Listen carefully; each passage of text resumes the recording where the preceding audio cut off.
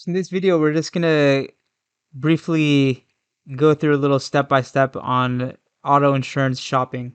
So I just went to Google and I entered auto insurance quote, and you can see that a bunch of options came up. So some of them are comparison websites, which may or may not be a good idea. They may mark up the cost because that's kind of how they make money, or they may actually give you a good quote and they kind of charge the insurance company for the lead. I don't really know too much, but what I would do if I were shopping, I would just look at the actual insurers. So we have Geico here, we have Allstate, State Farm, Nationwide, Farmers, the General. These are all actual insurance companies. Liberty Mutual, that's another one. Mercury. These are all companies that can provide you a quote directly because they are the insurance company. AAA is another one. I don't know why it is not kind of one of the top matches, but AAA is another, maybe the largest auto insurer in the country. So going to their website is also a good idea potentially. But they're all basically going to have similar landing pages where you have your zip code and they're going to ask you for a bunch of information. So this is Nationwide. Start your quote. So they're going to walk you through basically a step-by-step process in order to get you an auto quote. So they're going to ask you personal information about your car, etc. So I'm actually going to go to AAA and start a quote there. So let's pick auto. So it's going to start off by asking me some information about myself.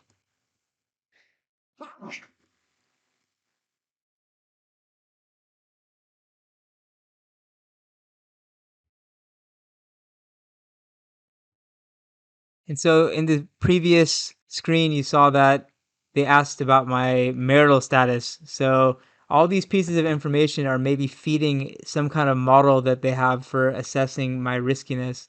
So maybe, if you're single, you're maybe a slightly higher risk of getting into a car accident. Maybe single people are a little more aggressive driving. They have certain criteria by which they determine risk. And so, that's why they're kind of getting my personal information. And some of it may be related to, the risk model. Okay, so address, this is going to be important because as we talked about in the discussion on insurance, where you park your car, where you're driving has an impact on the rate of kind of auto accidents and also kind of vandalism, theft, all that kind of stuff.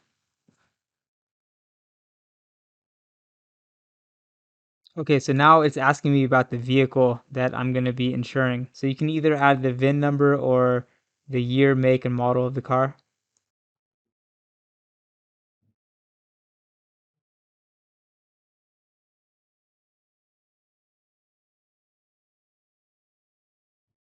Okay, so it says here we can add up to 8 vehicles. I just put in one vehicle. Let's just continue. And it's asking how I basically own the vehicle. Do I own it? Do I lease it? Or is it owned, but I have a auto loan on it? So let's just say I own it outright. The vehicle is paid in full. That's what that means. Okay, so now I was trying to get a sense of what I'm using the vehicle for. Just regular use? Do I commute with it primarily? Or do I use it for business purposes? Okay, so I chose pleasure. And let's just say I drive quite a bit because I like to go visit national parks or whatever. Let's say I drive 15,000 miles a year. I think the national average is 12,000. So this is just above the national average. Okay, now it's asking for my sex and just when I was first issued a license. Okay, this is an important question. It's asking, have any drivers had any incidents? So these are tickets, claims, or accidents in the last 7 years. So clearly, if you've had any of these, then it's probably going to be more expensive for your insurance, but let's just say I haven't. Okay, so now it's trying to bundle my car insurance with other things. So it's asking if I own my house or if I rent. So I'm just going to say I'm staying with someone else just to avoid the bundling and try to get just a pure auto quote. Okay, so now it's giving me a quote here of $149 per month. And so let's see what it is actually including in that coverage. So it's giving me 100, 300 for bodily injury. So this is the liability coverage that we talked about in the video on auto insurance. And so there's different limits here. You can go all the way down to 1530 and all the way up to a million. So for more details on these numbers, of course, refer back to the video that I did where I kind of go through the details. But in that video, I did recommend to get 100, 300 as a minimum. So let's keep it there. And then the full kind of quote that I recommended getting is 100, 300, 100. So the last part of that quote is the property damage part. So it's giving me 50.